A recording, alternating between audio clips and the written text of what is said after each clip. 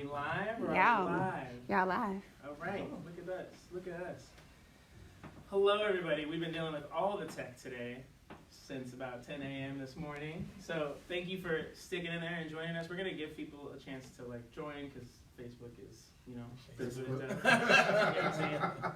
And I'm going to pull up the links because all the lives have just been changing them up. But while we're waiting, just feel free to say your name if you're joining in and you are here, you know what I'm saying? Give us a little, my name is, and I'm from this place. We can also hear from folks in the room, maybe what your names are and where you're coming from, how you heard about it today, while we're waiting for folks to sign on. Cool. What's your name and where are you coming from today? My name is Sloan. I'm a graduate student at the Brown School. Brittany let me know about this. Sweet. Thank you. We have a message coming from, what were you saying? Do y'all want to be on the camera? We can keep it here just while people sign on. We have a couple other folks saying, hey, we'll introduce one of them a little later. But welcome to our representative who will be joined by shortly. And then we have another visitor in the room, in the in-studio audience. We got David in the back there saying hey from his phone, And yeah, so do we have anybody all set there yet? Anybody peeking in? Trying to share the link everywhere. Any viewers, friends? Really checking in. I mean, it wasn't, we're live from the ACLU Missouri page, but the original link wasn't streaming, so we had to start a new one. Yeah, I don't think I sent a link though. So, while we're waiting for folks to keep signing on, we're just going to give people a chance to, you see it? It's pulling up? It's all good? Great. Can you do me a favor, Randy, and put that in the event page? Great.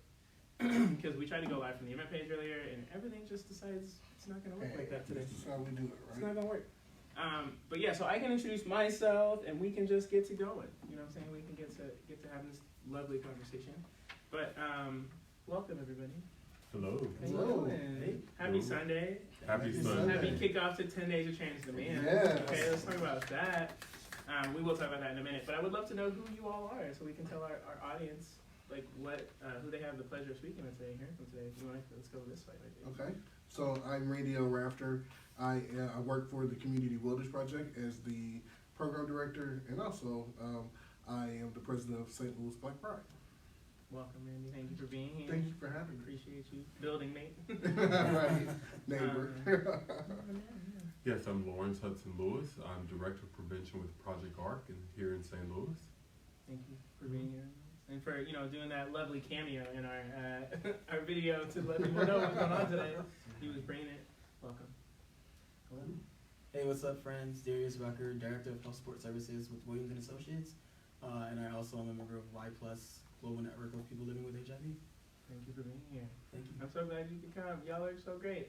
Welcome. It's nice to see your faces off the internet. I don't have the pleasure of doing that. You're not down here. But some people get to do that too.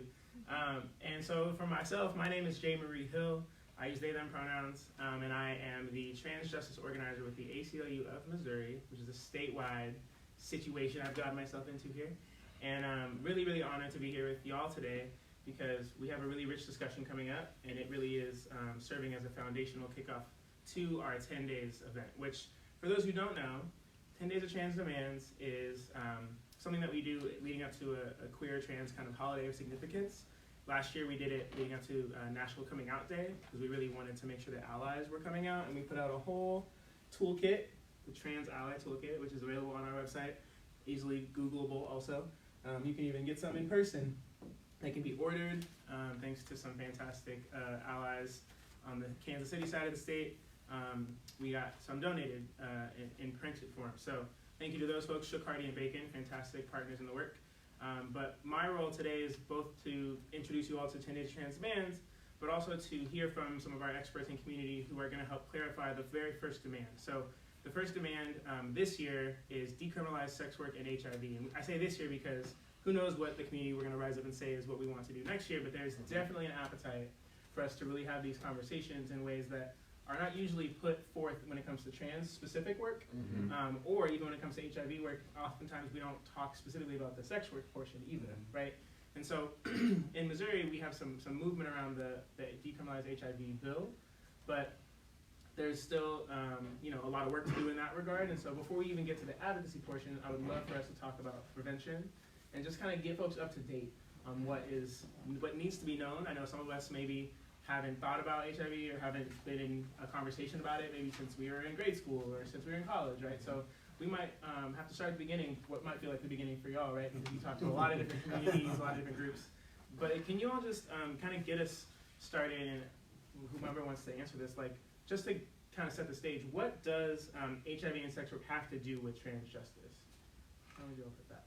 Well, one part is that when it comes down to our trans community, specifically that when it comes down, especially when it comes to sex work, I don't even look at it as sex work, I call it survival.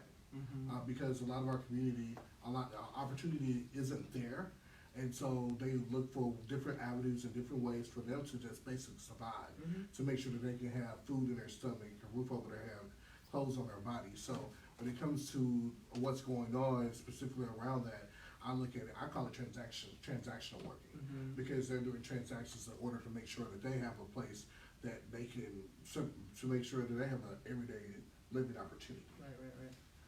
Anything else you want to add about that? Yeah. Go ahead. I think just from a simple standpoint of thinking about data and how we see it coming out, it wasn't until the past 2 or 3 years that we saw data being pulled out specifically for people of a trans experience, and so thinking about how that then impacts, what we're thinking about in terms of sex work and who's doing sex work. When you break that data down, we start to see, okay, this population, specifically trans women of color, Black trans women, are being more disproportionately impacted. And so if we're gonna have a real conversation about trans justice, sex work, and HIV, first we have to highlight, when we're presenting information, period, are we presenting it holistically as, let's look at this one population? I think it's also thinking about the data component. We have an awareness that 0.5% of the U.S. population is living with HIV. 0.5%. When we look at trans women specifically, we're looking at 14.5%. So there is a disparity there amongst trans women specifically, but we also see that disparity among trans men as well, whereas 3.2% of trans men are living with HIV. So we definitely see that there's a disparity that exists, and so having this conversation about the synergy that exists between trans justice and HIV is really important. Right, absolutely. And of course, if people are being discriminated against in workspaces, or they're not able to get employment that people might call over the table, right? Or those people use the word legitimate, which is not the case, right? But that kind of work, they're going to be at a higher chance of having to engage in survival sex work or just survival work in general. And so definitely appreciate those statistics, Lance. Thank you for bringing that forward.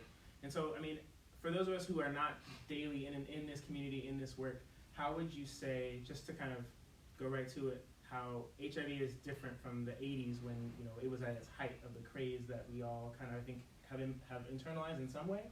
How would you describe what we know now as different, and why should we not be as afraid as maybe we might have been taught to be? From one perspective, I would say it's just the major difference has happened where we've gone from a quote-unquote death sentence to a chronic disease model. Got it. So people are not as frequently, though it does still occur, people are not as frequently dying as a result of HIV disease, but people are definitely living, managing, and thriving with HIV, but that doesn't happen by accident. It requires some very intentional engagement with healthcare, and for members of the trans community, that interaction with healthcare has not always been a safe space. Right. So our demand too is decriminalize. You know what I'm saying? Access to healthcare. Let's go to the doctor, right? Yeah. Expand Medicaid, right? These ways that are discriminated against in minor interactions that end up preventing us to have from having access to healthcare. Exactly. So that's just one thing I would share. Yes, thank you. I mean, and we can look at it to where the oldest person that's living with HIV is 100 years old, right? Some of our clients that we work with have been HIV positive, and most of them are what we call undetectable for 25 plus years. and they're surviving and making great strides within their everyday lives because they get to take a pill a day to prevent them from it developing worse into what we consider AIDS. So it's definitely not what it used to be. And we tell our clients, you have the opportunity to live a full life as long as you're taking care of yourself and taking your medicine every day. Absolutely. Yeah, I think that, like, to that point around U equals U, untransmittable equals undetectable, or undetectable equals untransmittable. And then PrEP along with that, you kind of see what I'm seeing now happening on a national front. Is kind of, we have, you know, someone who's living with HIV and then someone who has a high vulnerability for HIV. We're in this space where U equals U and PrEP, like, you put those two together at the max protection of someone's life, essentially. I think a big piece that we have to highlight, especially in this conversation around people of a trans experience, and like to dig deeper into the intersection of African American or Black, around how from the 80s to now, over 40 years, we're seeing Black folks still be very disproportionately affected, and how, you know, a lot of ways we're not seeing that improve in ways, like we may see it steadying out, but not in the way that other populations are seeing decreases in HIV diagnosis. We're seeing kind of this constant, hey, we're still very disproportionately impacted. And even in, you know, the way in which studies are continuously done, this idea around trust with health care systems and whether or not I should be involved in the study. We've seen what happened with the Tuskegee study and so on and so forth. I know there are a lot of pharmaceutical companies who are continuing to, you know, do studies that aren't actually including people of color or harming exactly. So really thinking about how, yeah, it's changed over 40 years and we got this U equals U and this PrEP, and if you combine the two, everything's amazing, but what's happening for Black folk and specifically Black people of a trans experience? And just to clarify for everybody out there, can you all just define PrEP, HIV, and also clarify like why we say HIV and not AIDS, right? Or even why we say PL-HIV, people living with HIV instead of AIDS, right? Because a lot of times we just hear the AIDS and that's it, and you got the, you know, we joke about it with that phrase. So how can we give people the vocabulary that kind of updates? Do anybody have like just a summary of what we don't say those things and how we would just kind of a big part of their language? A big part of it comes with stigma. And so we have to understand that if we break the stigma and start having real healthy conversations around it, that we change the mentality of the people that we're working with, and the people who don't know. So when it comes down to PrEP, PrEP stands for pre-exposure prophylactics. It's basically a pill a day to prevent you from getting HIV. I won't name the two drugs. Truvada and Descovy is the other that just got approved by the CDC to be used in PrEP. It's one of those things where it's the pill that if you're at risk, or I like to really use the word risk. Vulnerability. Thank you. If you're in a vulnerability part of being able to contract HIV, then this is a pill that you can take to prevent you from getting it. I still push condoms, because ultimately as well as because protection is protection, and then especially for our folks who are HIV positive, who are people living with HIV, we don't want them to attract something else, because then that can take them from an undetectable status to a detectable status, because now their body's fighting 2 or 3 other things versus just one. Right. So definitely still push condoms. Even though everybody doesn't like them. Everyone doesn't like them. Keep yourself safe. Right. So to clarify the difference between HIV and AIDS, can you just concisely maybe share what people should know about the difference and why we're using the language we are? Sure. HIV is a virus. It's a virus that causes damage to the immune system. When enough damage has occurred to the immune system, it's reclassified as something we call AIDS. And that reclassification just means that the body took a big hit. And now we have the technology, medication available where a person that has an AIDS diagnosis can still live a long, healthy life. It just means that at one point in time, they had a major hit to their immune system, but that doesn't stop them from living a long, healthy life if they're able to get into medical care. Thank you. And that specific hit comes from not adhering to your medicine. Or not knowing. Or not knowing that. Because when we talk about disparities, particularly among people of color, we're looking at a lot of people are late testers. So whereas we're encouraging people to get tested once a year, we see people that don't get tested for a decade.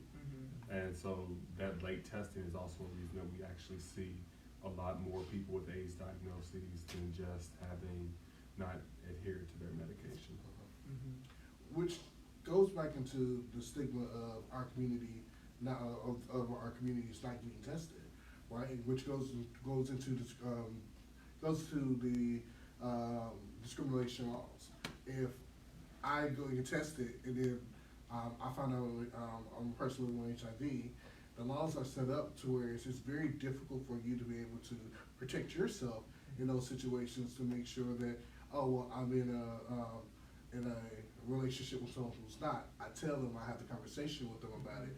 Then, and we've seen this happen with some of our clients in some cases of individuals saying, well, no, they got mad, they got angry, got upset, and said, well, you never told me. It's like, you can do everything in the book. I sent you the text message. I got it notarized. I did all these different things that you can still, even if you have something notarized, can still be dismissed and pulled out and saying, well, that's not good enough. So those are the different things that we have to look at when it comes down to it, to make sure that it becomes a public health issue, because the criminalization of HIV is something that really affects our community as a whole. Indeed. I mean, and as we're transitioning even in this conversation from just prevention to speaking a little bit about the advocacy before we bring on our representative to the conversation, I think, what can you clarify, like, how is prevention working to help with the decriminalization, just to kind of bridge that gap there? So people need to get tested. What are the things that we're currently doing kind of in the field to not only get people tested as often and as efficiently as possible, right, in an accessible way, but is there any kind of strategy that you're bringing to the work to help make sure that, you know, you're doing your part to keep the criminalization low as possible? So I think one of the big pieces is just around education. I know that's feels very like, oh yeah, education, but I think education in a different stance, that's forming a relationship or mentorship or connection with someone from an educational standpoint, and really kind of having that conversation on a regular basis. So that way when they do come across, or when you are coming across a space where someone that you have had a sexual encounter with, or you're coming across a partner who maybe you didn't know their status, because you've had that education piece, people are now able to make a more informed decision, whether that be a one-on-one conversation with that person, whether that be to just go get tested themselves and then say, okay, cool, let's continue dating or having sex, whatever that looks like. But we're really working at Williams & Associates to think about what's the holistic way in which we support people on the ground, outside of just saying, you know, fear the HIV, like whatever used to be the ways of practice around education, which is like, watch out, watch out, watch out, but more so, let's talk about HIV, PrEP, let's talk about living with HIV, let's talk about undetectable, let's talk about untransmitted, like all of those different things as a means to then say, really take the concept of let me call the police, or like let me get a lawyer out of it completely. Ooh, come on. Right? So Absolutely. Oh, great. We got more folks joining us. It's amazing. For those who are just joining us, actually, we are speaking about 10 days of trans demands, and the first demand, which is today, coincides with today, decriminalizing HIV and sex work, which, you know, we're going to work to kind of tease those apart a little bit more, but we want to give you all the kind of updates about what HIV, like, language you need to know, and how to kind of get caught up in, maybe you haven't talked about this in 5 years, 10 years, 20 years since you were a kid, right? You don't know anybody like living with HIV. You don't know that you know anybody living with HIV, right? So we're really just trying to reduce the stigma, have an open and honest conversation about it, 100% real, as Lawrence said on our video. And really just appreciate you joining us. Hope that you text this video to your friends, find us online, and let's just do a plug also for the organizations that you work for, so people know maybe where they can find more information on the work that you're talking about that you do. Okay, well, the Community Wellness Project is right here downtown in the same building as CLU. We're at 906 Olive on the 9th floor. We do HIV, free HIV testing, also free chlamydia and gonorrhea, and syphilis testing as well. We also offer prevention classes, prevention courses, and we also do connections to care. So we work with care case management to take care of those who are maybe identified as HIV positive, and also provide navigation services for those who looks for some assistance in navigating through being HIV positive.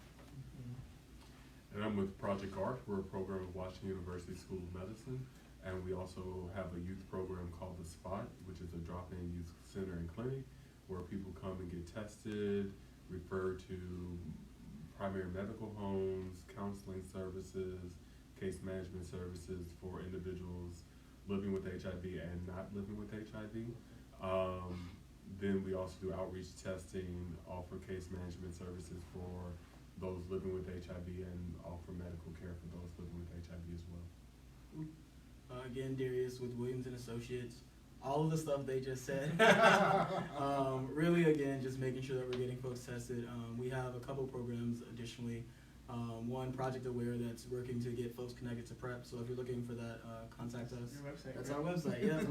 MinorityHealthSTL.org, sorry y'all. And then also, I lead an amazing program called Let's Be Clear, which is really focused on supporting young men 18 and 29 on finding their holistic best selves, and really feeding them not literally food, but feeding their souls, to ensure that they are receiving access to all of the different resources that are available across the entire St. Louis region.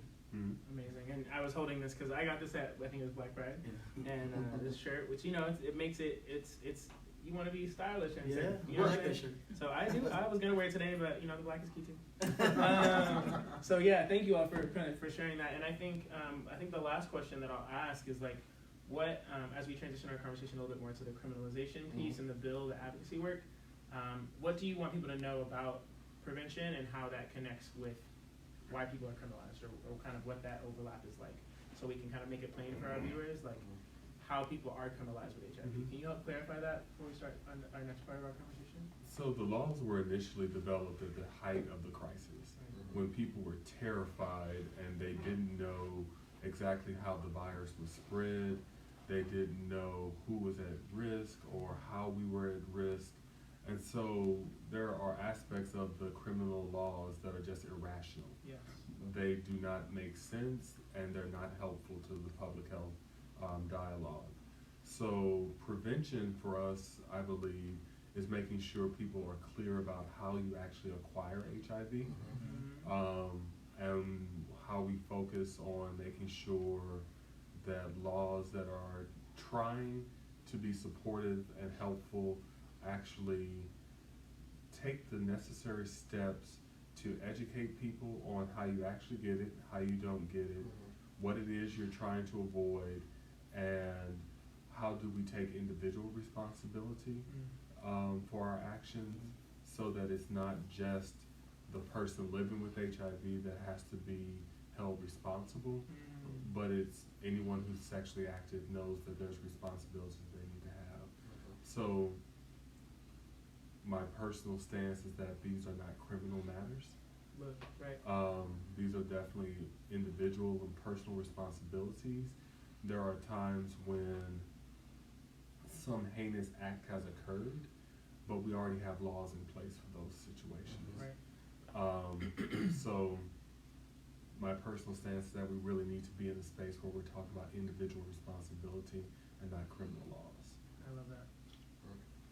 The science does not meet the legislation. HIV can only be spread through certain ways, through blood, through bodily fluids, semen, vaginal fluids, anal fluids. It cannot be spread through saliva. Spitting on somebody is So- not how it works. It's not. No, It's spit not a doesn't thing. work. It's not a thing. You can share food, you can kiss, you can do all those different things. It cannot be spread that way. It cannot be spread through urine or feces. Now, I'm into a lot of freaky things. Those things are not one. But at the same time, it's important for us to have the conversations Absolutely. to where it's understood, and how the legislation is set up. Well, all those three things, and we tell people that it can be, that we know it cannot be spread, and cannot spread HIV. It's actually part of the legislation saying that if someone was to spit on you and they're HIV positive, then the legislation can, you can be charged. That's not fair or not right. It's not especially true. It shouldn't be the case. It It doesn't should apply. not be a It's part like- of the legislation. And when we think about who is currently dealing with HIV as a either stigmatized or just actually living with it, those are the folks who, there's a racial dynamic there, right? There's a Exactly. class dynamic, there's a power Exactly. dynamic, where it's, they get to decide that you spit on me, so I've just decided now that you and this group that you're most likely a part of are all gonna be criminalized in the process of me just saying I didn't like what happened, even though it's not a criminal act. Exactly. Yes. Yeah, I just really appreciated, Darius, what you said about really taking the police out of it entirely, right? And so I would love, can you just share a little bit more about that as we start to talk about the criminalization piece? Yeah, I think that often, especially, well, I have seen in our community that oftentimes we're very quick to kind of say, oh, I'm going to call someone out, I'm going to put someone on the forefront of that, and that's immediately kind of like outing someone's status, and we don't think of it that way, but like the idea of outing someone's status, and then like first there comes this kind of social justice piece around like, oh, I can't believe you did that, like how dare you do that to someone, and kind of that personal responsibility or placing that responsibility on other folks when it comes to the conversation.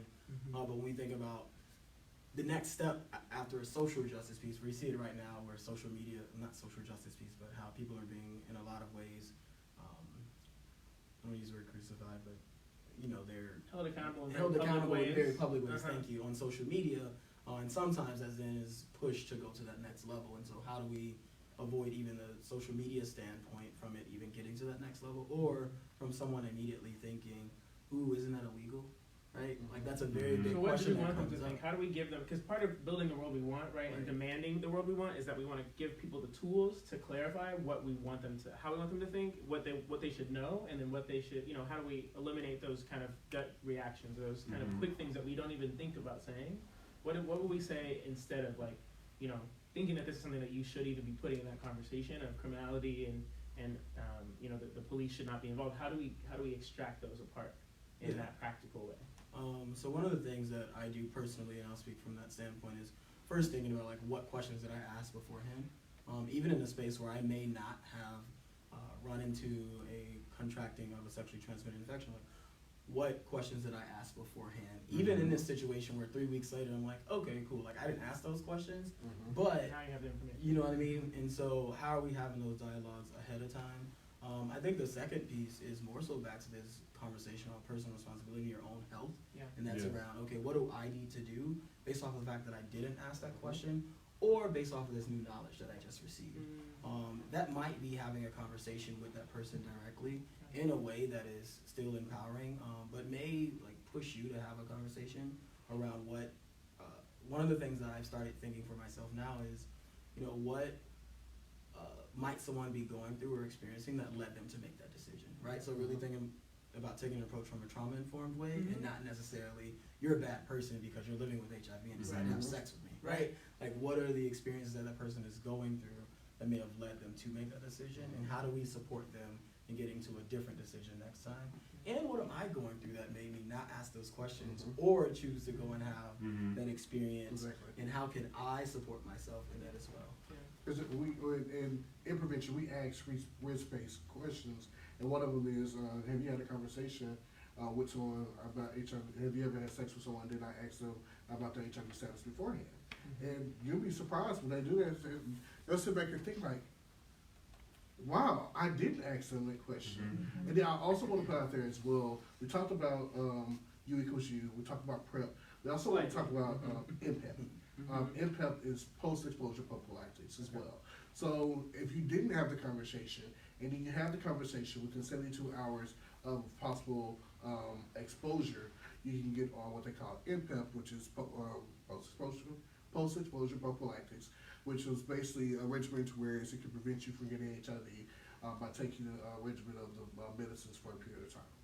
So that's another thing as well that we have in our toolkit that we can also have to make sure that, hey, we can truly end the epidemic, but in order for us to truly end the epidemic, we have to make sure that we're knowledgeable about all the tools that we have. Absolutely. So to clarify, where would people get these like supports, these resources for their healthcare? Like, is that something they can get from you? Do they have to go to their personal doctor? So we're working really hard to educate our as many doctors as possible, because we understand that a lot of people go to their personal doctors because they have built those relationships. Right. But in some situations, in some circumstances, you can even go to the emergency room and get put on MPEP.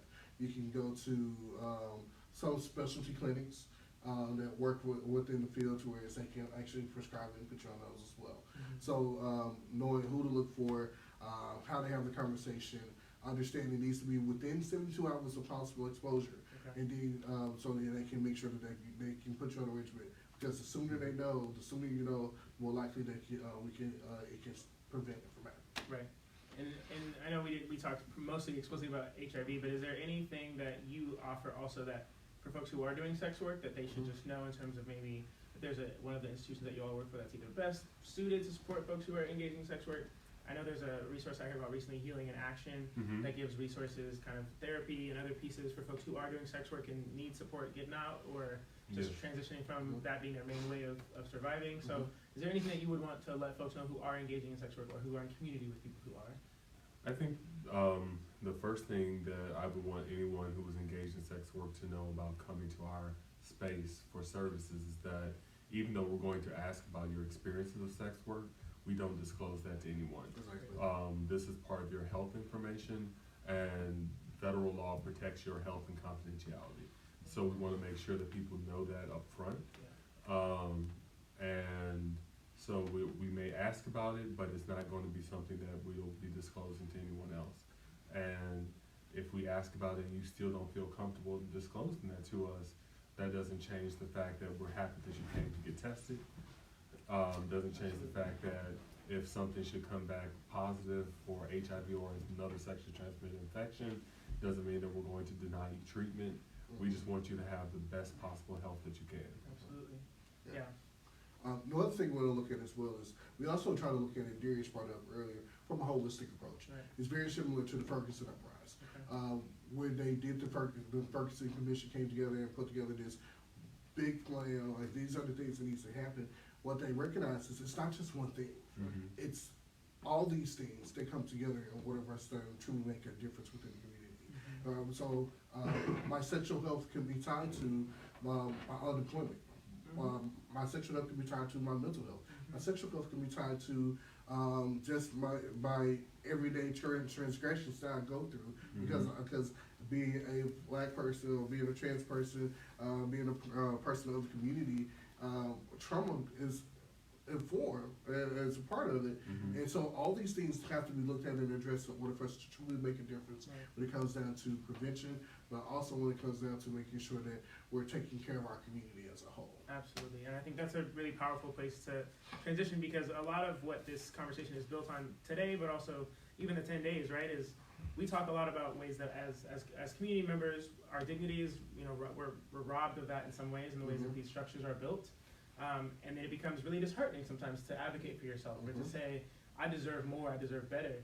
And we may not also have the tools to give ourselves those skills and then go fight for ourselves. So part of our work as people who do this work every day is to kind of bridge that gap and say, how can we get the message out to as many of us as possible so you can all have the latest tea, the latest information on how to protect yourself, but also know that you deserve to protect yourself. Yes. Sometimes we internalize that we don't deserve that, right? Yes. So a part of our work, it's Sunday, you know what I'm saying? So I just want to preach a little bit, but you know what I'm saying? Like, for those who are identified inside of that tradition, I just wanted to say, we don't think that we deserve it, right? So for me, bringing this 10 Days of Transman's partly to life is about reminding us that we deserve these things, reminding us that we deserve to say, we deserve a state with all 10 of these demands being old news, right? Decriminalizing HIV and sex work, we have some work to do, and we're going to hear about how the bill and the advocacy portion of it's going, but that should be the case, right? We should have more tools to differentiate between sex work and sex trafficking. We should have more tools to not have to call the police if we know that we've seen them not actually keep us safe in certain instances or the majority of the instances that we have to engage with them, right?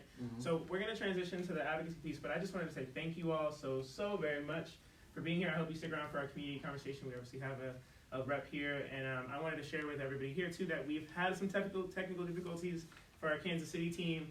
Just, whether you believe in the stars or not, they do what they do. Mercury has said that we are not going to have a seamless day, but just wanted to shout out the folks who hopefully we'll get to hear from at some point, but were supposed to be in this conversation. Rashawn Gilmore, Deb Hersey.